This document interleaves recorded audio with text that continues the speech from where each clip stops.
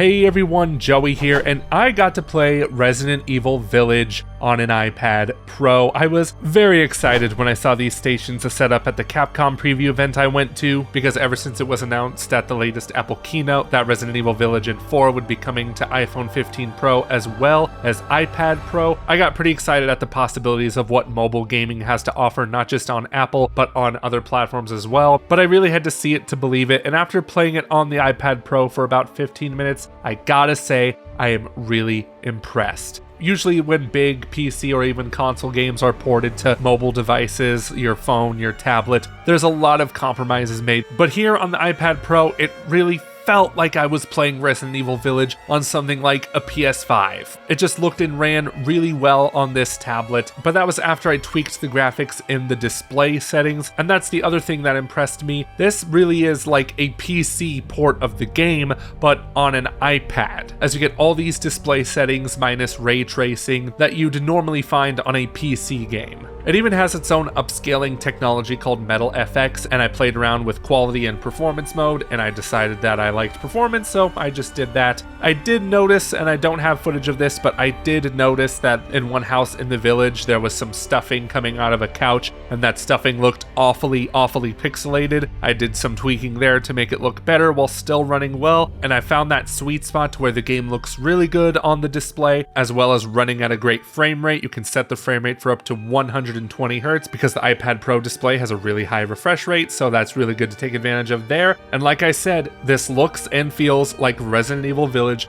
with very little compromise. The faces and the environments still looked really good, even though I had the settings on the lower side just to get that frame rate high. And what more can I say? It's Resident Evil Village, but on an iPad. Super cool technology there. It'll be available later this year along with Resident Evil 4. It'll be compatible with iPad Pros with M1 or M2 chips in them, so 3rd, 4th, 5th, and 6th generations. It'll be even compatible with the 5th gen iPad Air, as well as, of course, the iPhone 15 Pro and Pro Max phones. And you will have to install iOS 17.0 or later. There will be touch controls on this, but I didn't try them out here. In fact, I don't even think they're going to be that helpful on an iPad because that screen is really big, but it could potentially be useful for the iPhone 15 Pro and Pro Max. Either way, you should always game with a controller, and they had Xbox controllers set up via Bluetooth connectivity. You'll also be able to hook up your PlayStation controller as well. Basically any Bluetooth controller from what I understand. I did notice while playing that there was some moments, a few, not too many, where the controller's input lag might not have been the greatest, but I'll give them the benefit of the doubt for now because I was playing a work in progress build, and those things tend to have some issues. Even then, it wasn't a huge deal breaker for me. The game still played fine.